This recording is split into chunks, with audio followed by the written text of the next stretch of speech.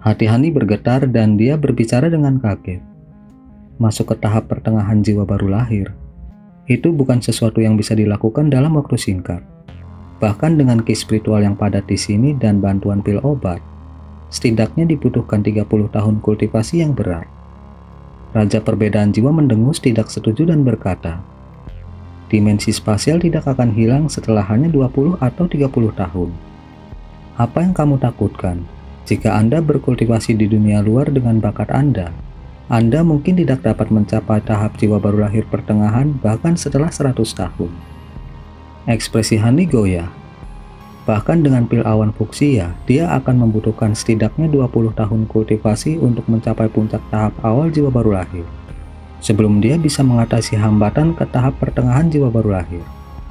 Karena salah satu bahan utama tidak bisa ditanam kembali, dia akan membuang semua bahan itu di dalam taman.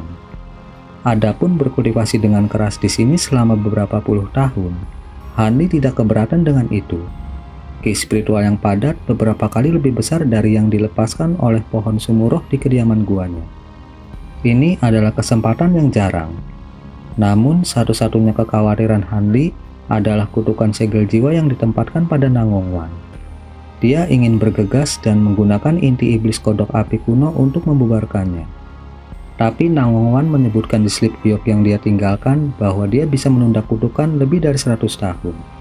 Seharusnya tidak terlalu menjadi masalah jika dia ditinggalkan selama 30 tahun.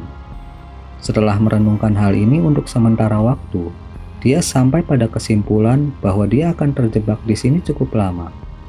Dengan tawa pahit, dia pasrah pada nasibnya. Kemudian dengan bibir mengerucut, dia berbicara tanpa ragu-ragu.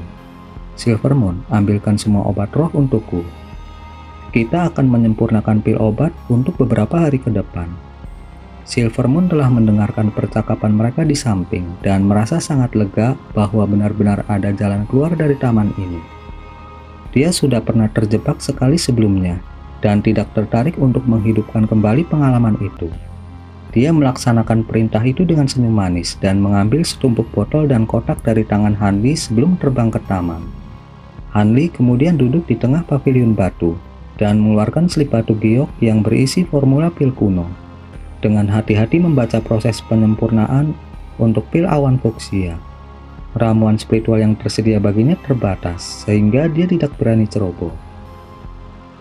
Negara bagian Dongyu di selatan surgawi memiliki sebuah provinsi kecil bernama Provinsi Ning yang biasa-biasa saja, terlepas dari fakta perbatasan dengan Provinsi Chang yang berisi lembah Devilfog. Provinsi Ning dipisahkan dari Provinsi Chang oleh pegunungan tak berujung, dan sebagian besar terdiri dari gurun dengan pohon-pohon dan sungai yang jarang ditemukan. Juga hanya sedikit pembuluh darah roh yang ditemukan, yang mengarah ke hanya beberapa klan kultivasi kecil yang bertahan di sana. Tapi itu juga gratis, karena tidak ada faksi besar yang bersaing memperebutkan tanah itu. Di barat daya Provinsi Ning, ada pegunungan dengan nama Pegunungan Sisikro, di mana salah satu dari banyak pembuluh roh berada. Pegunungan itu sendiri hanya membentang 50 km dan urat nadinya hanya membentang 5. Gunung tertinggi dari Pegunungan Sisikro dan dua gunung kecilnya adalah tempat beberapa kultivator dengan enggan tinggal. Mengingat ukuran wilayah yang kecil, ketiga puncak gunung ini dibagi di antara klan kultivasi, klan Huang, Li, dan Wang. Klan ini semuanya kecil dan baru, bahkan yang terkuat di antara mereka klan Huang memiliki paling banyak 2 kultivator pembangunan fondasi. Para murid sekte mereka hanya kultivator rendah pemurnian ki. Dengan mayoritas dari mereka hanya berada di lapisan keempat, beberapa ribu anggota klan yang tidak memiliki akar spiritual tidak punya pilihan untuk menetap di sekitar Pegunungan Sisikro. Ketiga klan itu tidak hanya dekat dalam jarak, tetapi hubungan mereka juga baik. Dalam 100 tahun terakhir, banyak murid di 3 klan bahkan telah menikah satu sama lain, membentuk ikatan yang lebih dalam. Jika seseorang menyelidiki lebih dekat, mereka akan menemukan bahwa meskipun nadi roh Gunung Sisikro sedikit, ada mata air roh tanpa nama di puncak gunung utama. Sementara mata air itu tidak setara dengan sesuatu yang langka seperti sumur roh. Itu sangat berguna ketika mata airnya dicampur dengan ramuan spiritual, Seseorang dapat membuat teh roh yang dapat membersihkan sumsum murid di tingkat lapisan ke-6 pemurnian Ki dan di bawahnya, yang bermanfaat bagi kultivasi mereka di masa depan. Meskipun ketiga klan tahu bahwa ini bukan area yang baik untuk berkultivasi, musim semi adalah alasan utama mengapa mereka dengan enggan tetap tinggal. Dan meskipun mata air roh memiliki efek ajaib, air hanya akan mengalir dari mata air selama beberapa hari setiap tahun. Itu hampir tidak cukup untuk digunakan oleh klan. Akibatnya, para tetua klan mengambil keputusan untuk menutup mata air dan membukanya setiap 10 tahun sekali. Jumlah air yang terakumulasi selama rentang 10 tahun sudah cukup untuk digunakan sekali oleh 3 klan. Akibatnya, klan akan menerima murid setiap 10 tahun sekali, sehingga airnya tidak terbuang percuma. Ketiga klan tidak punya pilihan selain untuk mengikat roh kecil ini dengan baik dan menjaganya, membukanya setiap 10 tahun untuk digunakan oleh murid-murid muda mereka. Suatu hari di puncak Gunung Sisikro, upacara akbar untuk membuka mata air sedang dilakukan. Di depan tebing hitam setinggi 3 meter, ada beberapa puluh murid dari masing-masing klan berbaris. Mereka melihat sekeliling mereka dengan penuh semangat. Yang tertua dari murid-murid itu berusia akhir belasan tahun, dan yang termuda dari mereka baru berusia 11 atau 12 tahun. Para kultivator muda yang paling kuat ini berada di lapisan keempat pemurnian Ki, tetapi mayoritas dari mereka hanya berada di lapisan pertama atau kedua. Di bagian paling depan ada selusin kultivator yang lebih tua di lapisan ke-10 pemurnian Ki dan di atasnya. Berdiri di tengah mereka adalah 3 orang tua, 2 pada tahap awal pembangunan fondasi dan 1 pada tahap pertengahan pembangunan fondasi. Selusin kultivator ini masing-masing memegang bendera mantra di depan dinding batu dan terus-menerus melantunkan mantra, membubarkan formasi mantra yang menyegel mata air itu. Ada 8 jimat pembatasan yang menempel di dinding batu, masing-masing berdenyut dengan cahaya berbagai warna. Di bawah bimbingan ketiga lelaki tua itu, selusin kultivator mempercepat mantra mereka, dan lelaki tua itu kemudian mengangkat bendera mantra mereka. Sesaat kemudian, ketiga lelaki tua itu secara bersamaan mengangkat salah satu lengan mereka dan mengeluarkan segel mantra, menyelimuti dinding dengan cahaya dan melepaskan jimat di dinding. Pada saat itu, para murid yang memegang kotak giok dengan cepat bergegas dan dengan hati-hati menyingkirkan jimat roh sebelum segera mundur. Jimat pembatasan ini adalah harta langka bagi klan kecil, dan mereka tidak ingin kehilangannya. Tanpa jimat pembatasan yang mengikat dinding gunung, cahaya putih bersinar darinya dan mulai bergetar. 3 lelaki tua yang berdiri di depan secara bersamaan melambaikan bendera mantra mereka dan seberkas cahaya terbang keluar dari ujung bendera, masing-masing menghilang dalam cahaya putih. Dinding batu sangat bergetar dan tanah mulai bergetar. Dinding batu terbuka dengan membelah di tengah, memperlihatkan celah selebar 30 meter. Murid-murid muda dari 3 klan membuka lebar mata mereka dan fokus pada apa yang ada di dalamnya. Karena ketiga klan semua memandang mata air roh ini sebagai harta karun, seorang murid biasa kemungkinan besar hanya akan melihat mata air roh yang sebenarnya sekali seumur hidup mereka. Jadi murid-murid ini tidak ingin melewatkannya. Tetapi sejujurnya, setiap anak dari klan dapat dengan jelas menggambarkan penampilan mata air roh. Ada kolam selebar 3 meter yang diukir dari batu giok putih besar yang terletak 30 meter di dalam gua. Sepintas, kolam mata air yang setengah terisi benar-benar murni. Tetapi yang lebih menonjol darinya adalah aroma yang tak terlukiskan yang menenangkan tubuh dan menyegarkan jiwa. Kehebohan muncul dari para murid muda, tetapi ketika lelaki tua pucat tak berambut itu berbalik, dia segera membungkam mereka dengan tatapan tajam.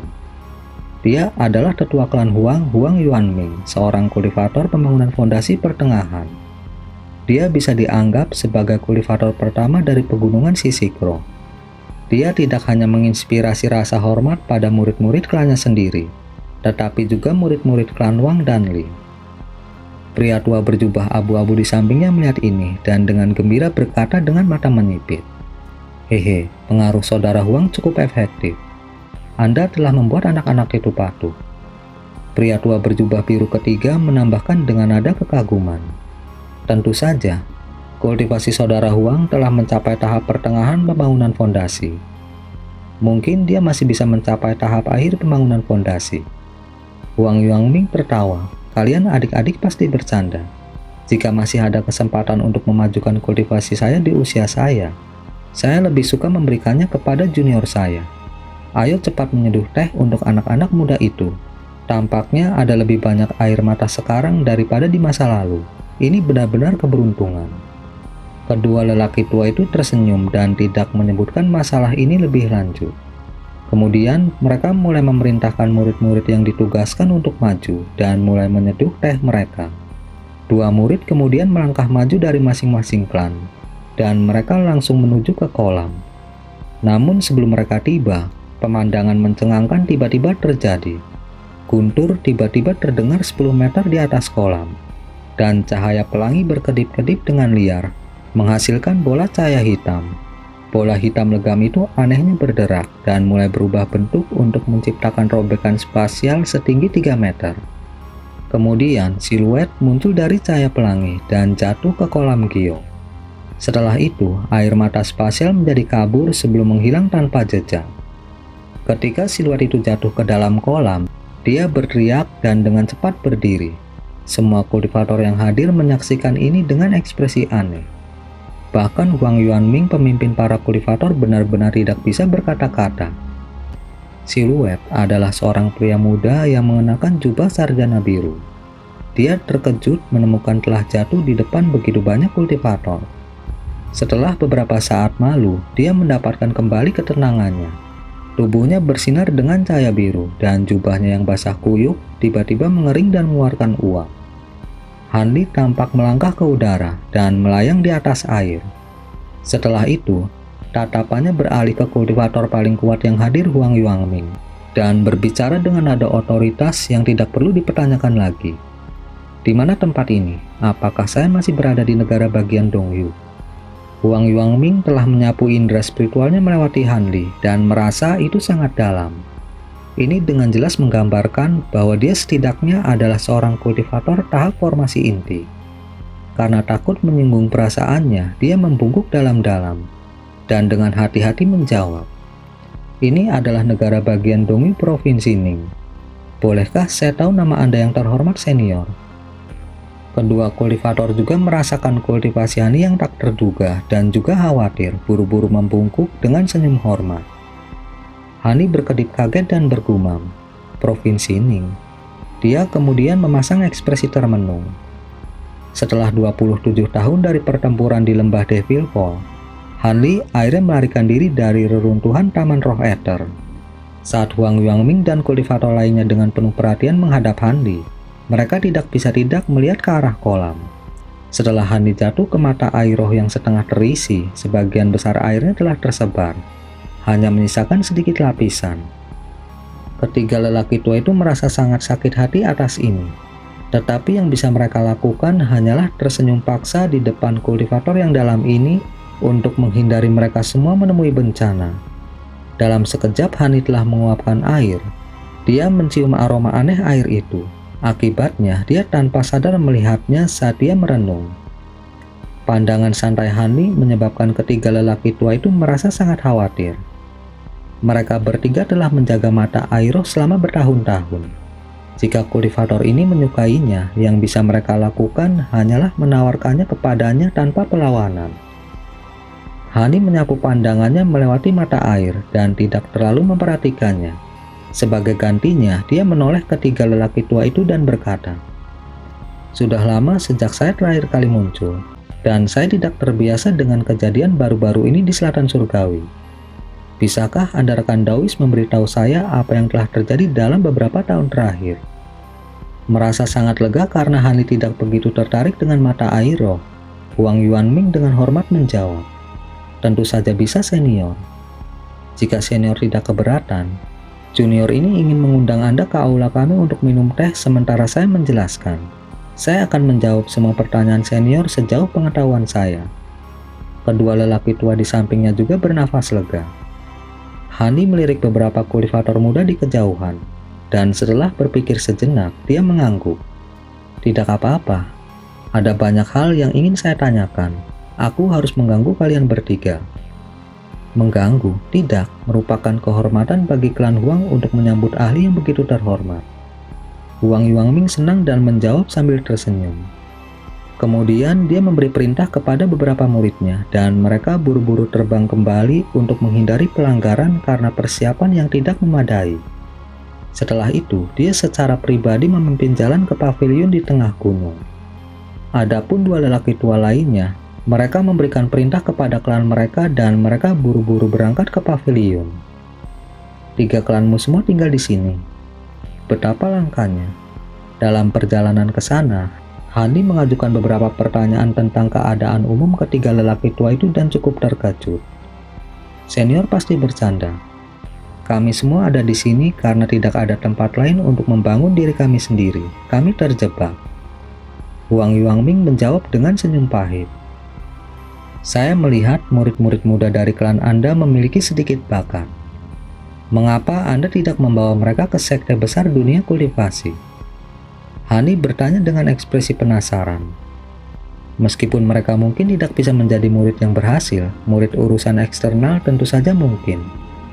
Senior mungkin tidak mengetahui hal ini, tetapi meskipun ada banyak sekte kultivasi di negara bagian Dongyu, mayoritas dari mereka secara teratur menerima murid dari klan kultivator, atau hanya dari beberapa klan besar. Karena kami masih hanya klan kecil, kami tidak memenuhi syarat untuk menarik perhatian mereka. Bahkan jika klan kami memiliki beberapa murid yang luar biasa, saya tidak berani meminta mereka masuk sekte. Mereka harus tetap berada di klan untuk meningkatkan wibawa kami. Huang Yuanming memberikan Hani penjelasan dengan ekspresi tak berdaya. Hani berkedip dan mengangguk. Dia tidak berbicara lebih jauh tentang masalah ini karena mereka segera mendekati sekelompok bangunan. Huang Yuanming memimpin Hani ke gedung tertinggi. Beberapa saat kemudian, mereka tiba di pintu masuk pavilion, di mana ada 2 baris murid perempuan muda dengan hormat menunggu mereka.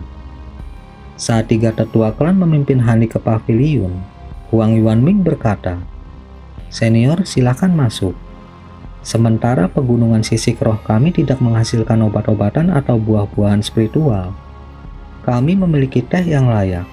Kami punya cukup untuk beberapa cangkir." Hani mengikuti mereka masuk. Aula itu tidak besar dan lebarnya hanya sekitar 100 meter. Tapi itu lebih dari cukup mengingat itu milik klan kecil. Di bawah tatapan hormat mereka, Hani dengan tenang duduk, sementara ketiga lelaki tua itu tetap berdiri. Mereka tidak berani menempatkan diri mereka pada level yang sama dengan Hanli. Karena kultivasi mereka jauh lebih rendah, Hani tidak repot-repot menolak karena kesopanan. Pada saat itu, seorang murid perempuan cantik membawa nampan berisi teh dan meletakkan cangkir di depan Hani sebelum menariknya dengan hati-hati.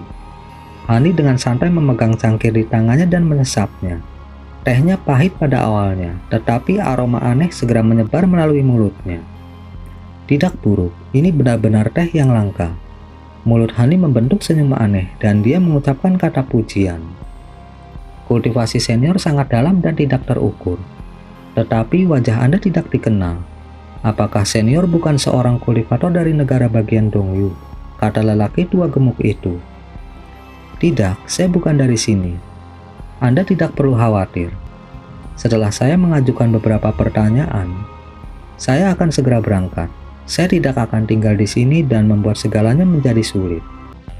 Hani tidak berniat menyebutkan namanya.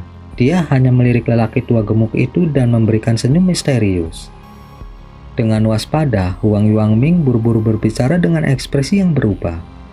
Senior terlalu perhatian. Kami sangat beruntung telah bertemu senior. Kami tidak berani dengan tidak hormat mengusir Anda.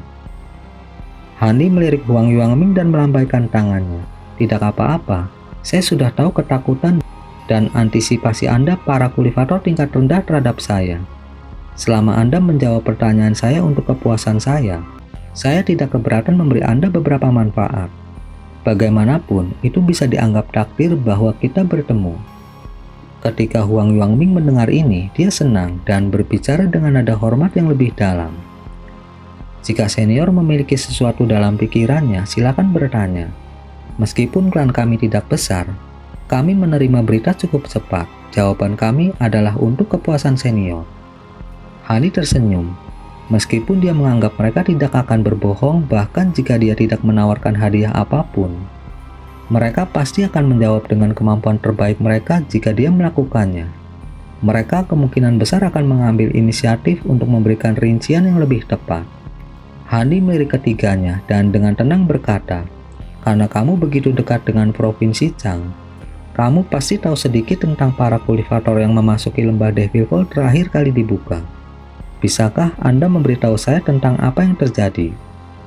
Lembah Iblis? Iya, kami tahu itu. Ketika Huang Yuangming mendengar Hanli, dia agak bingung, tetapi segera menjawabnya. Dia kemudian mengingat informasi yang sesuai dan melaporkan. Lebih dari 20 tahun yang lalu, sejumlah besar kultivator memasuki lembah Devil Fall untuk mencari harta karun. Karena sekte roh hantu menemukan metode yang aman untuk memasuki lembah, beberapa ratus kultivator formasi inti dan puluhan kultivator jiwa baru lahir masuk untuk mencari harta karun kultivator kuno. Namun, lembah Devil Fall benar-benar berbahaya. Mayoritas kultivator yang memasuki lembah tetap berada di pinggirannya dan binasa karena batasan dan robekan spasial yang ada. Kurang dari setengah dari kultivator ini dapat kembali hidup-hidup.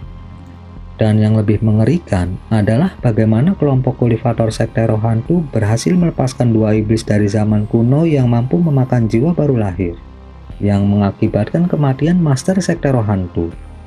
Kedua iblis ini sangat tangguh. Menurut mereka yang hadir, para kultivator jiwa baru lahir yang memasuki kedalaman lembah bersatu melawan iblis dalam pertempuran besar. Bahkan dengan senior Wewuya dan Sage Surgawi Mulan berjuang melawannya, mereka hanya mampu membunuh salah satu dari mereka. Iblis lainnya masih berhasil melarikan diri. Ada banyak kultivator yang tewas dalam pertempuran, termasuk banyak senior terkenal. Namun, lembah Devil Fall layak disebut sebagai kuburan kultivator kuno. Saya mendengar bahwa mereka yang berhasil keluar hidup-hidup keluar dengan panen yang cukup. Bahkan ada yang menemukan pil obat yang memperpanjang umur, atau menerobos kemacetan, membangkitkan banyak kegembiraan di dunia kultivasi pada saat itu. Setelah itu, banyak kultivator menjadi iri dan menggunakan formasi transformasi sekte roh hantu untuk memasuki lembah Devil Fall, meskipun fakta bahwa air mata spasial tidak stabil lagi. Tak satu pun dari kultivator ini yang muncul, mencegah kultivator lain untuk mencoba dalam ketakutan. Sekarang lembah Devil Fall adalah area terlarang sekali lagi dan tidak ada yang berani masuk. Kamu bilang ada iblis yang lolos dari lembah Devil Fall. Apa yang terjadi padanya? Hati Hani menjadi berat dan ekspresinya berubah suram. Saya akan memberitahu Anda tentang iblis bahkan jika Anda tidak bertanya. Iblis itu sendiri adalah bencana yang telah menjangkiti dunia kultivasi surgawi selatan. Ekspresi Huang Yuangming berubah cemberut. Hani mengurutkan kening dan tetap diam, menunggunya untuk melanjutkan. Awalnya ketika iblis melarikan diri, beberapa senior mengatakan bahwa iblis tidak dapat bertahan lama di alam manusia kita, dan dia akan kembali ke tempat asalnya setelah beberapa waktu. Akibatnya, tidak ada yang menganggapnya sangat serius. Tetapi tidak ada yang menyangka bahwa iblis akan menyergap kultivator kelas tinggi tanpa rasa takut dan mengkonsumsi jiwa baru lahir mereka untuk memulihkan kekuatannya. Dalam beberapa tahun singkat, 7 kultivator jiwa baru lahir telah jatuh kepadanya, dan iblis belum kembali ke alamnya. Saat itulah para kultivator tahu bahwa iblis menggunakan beberapa metode yang tidak diketahui untuk memperpanjang masa tinggalnya di alam ini. Ketika ini terjadi, 3 kultivator besar surgawi selatan dan selusin senior jiwa baru lahir pertengahan mengorganisir sebuah grup untuk memburu iblis. Namun, iblis itu sangat licik dan tidak bertemu langsung dengan pihak yang memburunya. Iblis bahkan menyerang Mulan, memprovokasi mereka untuk mengirim sekelompok orang bijak untuk bergabung dalam perburuan.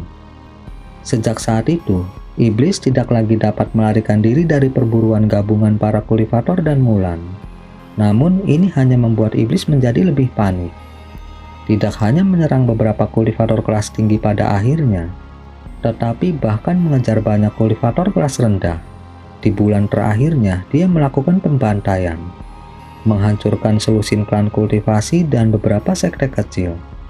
Tetapi seorang tetua sekte iblis yang sekarat dapat menggunakan teknik rahasia yang memungkinkan kelompok pemburu untuk melacak iblis dan mengelilinginya di negara bagian Fengdo. Saya mendengar bahwa kekuatan iblis telah pulih sepenuhnya, dan kultivasinya hampir mencapai tahap transformasi dewa. 2 kultivator besar surgawi selatan dan 1 sage surgawi Mulan secara bersamaan melawan iblis dalam pertempuran yang berlangsung sepanjang hari dan mengubah Gunung Solfol menjadi dataran datar. Tidak ada kultivator lain yang mampu mengambil bagian dalam pertempuran. Setelah itu dikatakan, Huang Yuangming berhenti, dan dia tidak bisa tidak mengungkapkan keterkejutannya.